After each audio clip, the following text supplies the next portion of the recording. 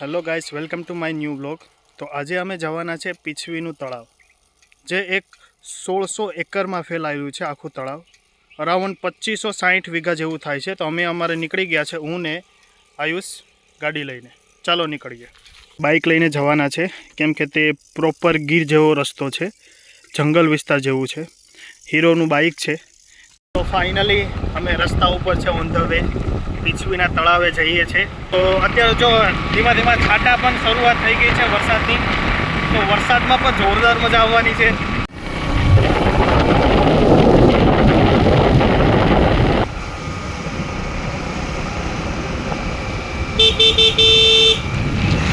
ભાઈ બળદ ગાડી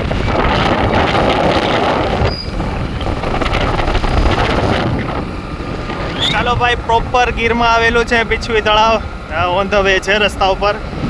કેવું મસ્ત લોકેશન છે, કેવો નજારો છે, વેધર પણ મસ્ત છે, વરસાદનું વાતાવરણ છે। અમે નીકળી ગયા છે, 2 દિવસથી પ્લાનિંગ કરતા હતા કે પીછવી તળાવે જવાનું હતું, તો ઓન ધ વે છે અત્યારે ફાઇનલી આ દિવસ આવી ગયો છે। અને 1600 એકરમાં ફેલાયેલું, ઓ માય ગોડ, 1600 એકરમાં એટલે વિચાર કરો ગાઈસ કે કેવડું કેટલા વીઘાનું હશે તે તળાવ, કે જે 2560 વીઘા એમ કહે છે કે 2560 વીઘા એક્ઝેક્ટ એટલો થાય છે આપણો 2500 આજુબાજુ। અમારા ગામમાં જેટલા લોકો રહે છે, જેની જેટલી જમીન છે, એનાથી પણ કેટલું ઘણું મોટું વિચાર કરો। 2560 વીઘા એટલે અમારા ગામમાં એટલા વીઘા પણ નથી ટોટલ, બધાના 5, 10, 50 એવી રીતે બધાના ભેગા કરીએ તો પણ 2560 વીઘા થતા નથી। તો વિચાર કરો કે એ કેવડું મોટું હશે તળાવ। એટલે વરસાદ પણ ચાલુ થઈ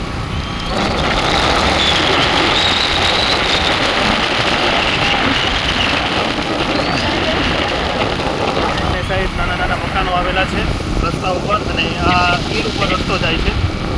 તમે જો નારિયેળીનું પેટ્રોલ કેટલું છે। તો ગાઈસ અત્યારે પેટ્રોલ સાવ ઓછું થઈ ગયું છે, તો પેટ્રોલ પુરાવી લઈએ। આગળ પેટ્રોલ પંપ આવે છે, તો ત્યાં અમે પેટ્રોલ પુરાવીને પછી ત્યાંથી રવાના થશું પીછવી તળાવ માટે। ચાલો ભાઈ, આવી ગયો ઇન્ડિયન ઓઇલ કરીને અહીંયા પેટ્રોલ પંપ છે, તો અહીંયા પેટ્રોલ પુરાવી લઈએ। જવા દે, અંદર જવા દે, પેટ્રોલ પુરાવી લઈએ।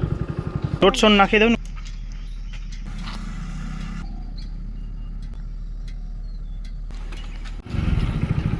ચાલો હવે નીકળી ગયા છે પેટ્રોલ પુરાવીને। જે એક સીધો રસ્તો જાય છે ને કામ જાય છે, આપણે અહીંથી ડાબી બાજુ લેવાનું છે। તો આ રસ્તો જાય છે તે પીછવીના તળાવવાળો રસ્તો છે। આ ગામ અત્યારે અલીદર ગામ આવે છે, ત્યાંથી ડાબી બાજુ અમે લીધું છે હરમડિયાવાળો રસ્તો, અને હરમડિયા થઈ અને ત્યાંથી જવાનું થશે પીછવી તળાવ। આ રસ્તો નવો બન્યો તો પણ એટલો કેમ ખરાબ છે આવીશ? નવો જ બન્યો હજી રસ્તો, તો પણ ખાડા ખબોચિયા આવે આમાં વચ્ચે વચ્ચે, તો વ્યવસ્થિત કામ નથી થયું આઈ થિંક, મને એવું લાગે। બાકી નવા રસ્તામાં આવી રીતના ખાડા ખબોચિયા ન હોઈ શકે, જો પાણી ભરેલું છે નવો જ રસ્તો। આગળ તો આ રસ્તો હજી બને છે, જો એક પટ્ટી હજી બની એમાં વરસાદ ખાબકી ગયો, તો અત્યારે અમે કાચા પટ્ટીમાં આગળ લીધો, કેમ કે ઓલામાં હજી તાજી સિમેન્ટ છે, તો એમાં હકાય એમ નથી, એટલે અમે કાચા રસ્તામાં હાંકીને જઈએ। ગાઈસ, હું પહેલાં પણ આ રસ્તા ઉપરથી નીકળેલો છું, પણ ત્યારે રસ્તો જૂનો હતો પણ સારો હતો, પણ આવી રીતે તો નહોતો જ। આ જ્યારે રસ્તો નવો બનાવ્યો ત્યારનો સાવ રસ્તો ખરાબ થઈ ગયો એમ, એટલે અત્યારે વરસાદની સિઝન ચાલુ થઈ ગઈ ત્યારની, એટલે એના કારણે આ બધું અટકીને પડ્યું લાગે। રસ્તો હદબાર ખરાબ થઈ ગયો છે આ રસ્તો, મને લાગે આવીશ આ છેક સુધી આવી રીતના આવી છે।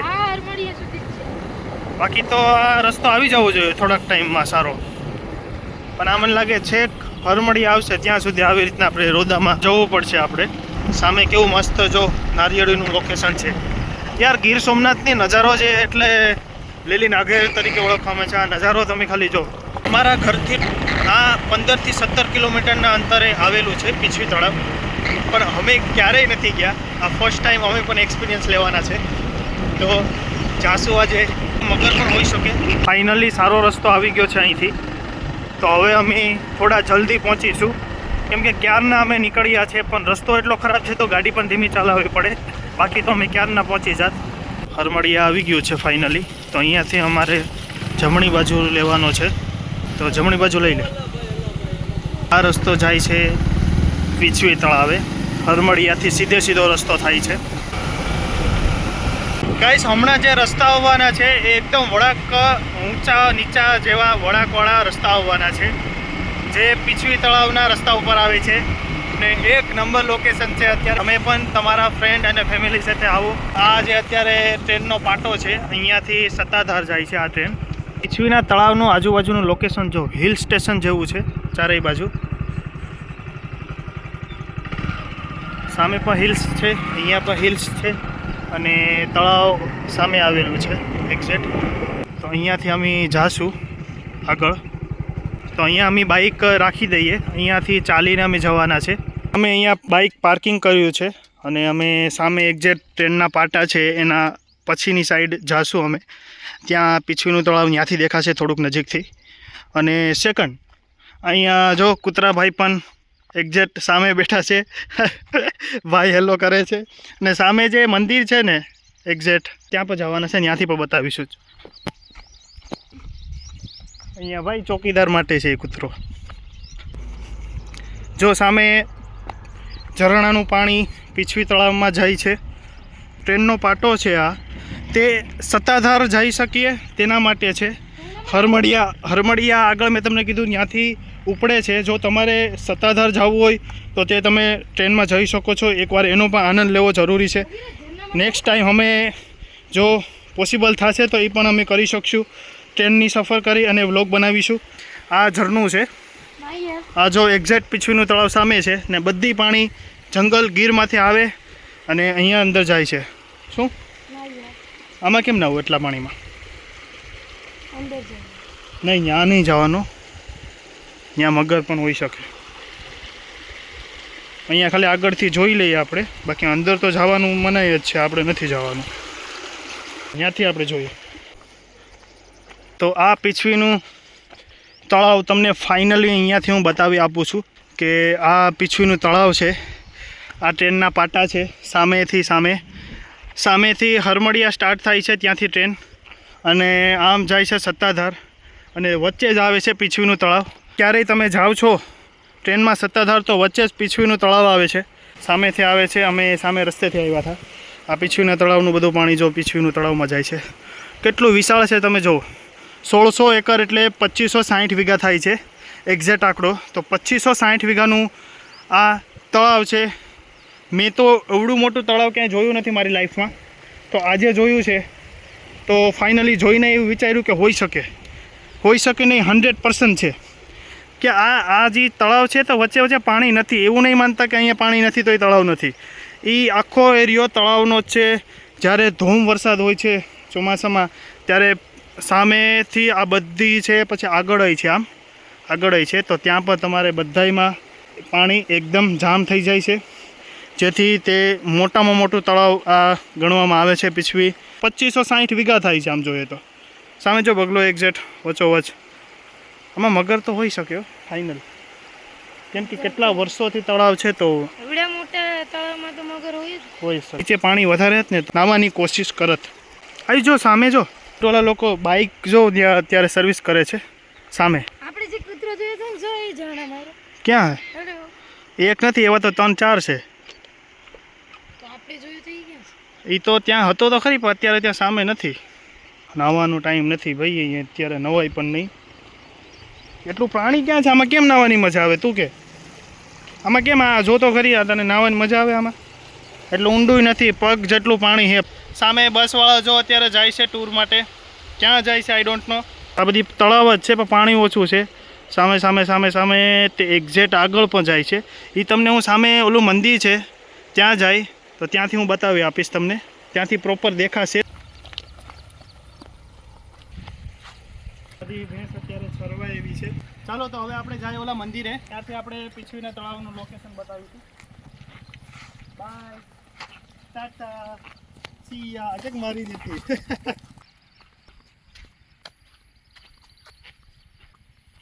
અમે અમારી બાઈકે પહોંચી ગયા છે, તો અહીંથી જઈએ ડાયરેક્ટ મંદિરે. તો મંદિરેથી તમને બતાવીશું પીછવી તળાવ આખું. ચલો. જોડી નંબર 1 જય ઓર વીરુ. જો સામે વિભા છે સિક્યુરિટી માટે કે સામે કોઈ ન જવું જોઈએ પીછવી તળાવમાં. મંદિર તરફ જાય છે રસ્તો. સામે મંદિર દેખાય છે, ત્યાં અમારે જવાનું છે ઉપર હિલ સ્ટેશન ઉપર. આ આખું ગામ છે તે હિલ સ્ટેશન ઉપર આવેલું છે. જેમ આગળ જઈશું એમ હિલ સ્ટેશન ઉપર ચડતા જઈશું. અહીંથી અમે ઉપર લઈ લઈએ છીએ જો આ તમે આ હિલ સ્ટેશન ઉપર અત્યારે છે મંદિર. ધીમે ધીમે ઊંચાણ ઉપર જઈ રહ્યા છે અમે. આખું ગામ હિલ સ્ટેશન ઉપર આવેલું છે. તો ફાઇનલી અમે મંદિરે પહોંચી ગયા છે. બસ અહીંયા પાર્કિંગ કરી દઈએ અમે બાઇકનું અને મંદિર અહીંયા આવી જ ગયું છે. ફાઇનલી અમે મંદિરે પહોંચી ગયા છે.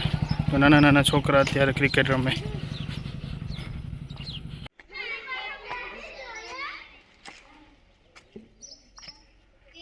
ચાલો દર્શન કરી લઈએ અને થોડી વાર પછી હું તમને પીછવીનું તળાવ સામે છે નજારો બતાવું.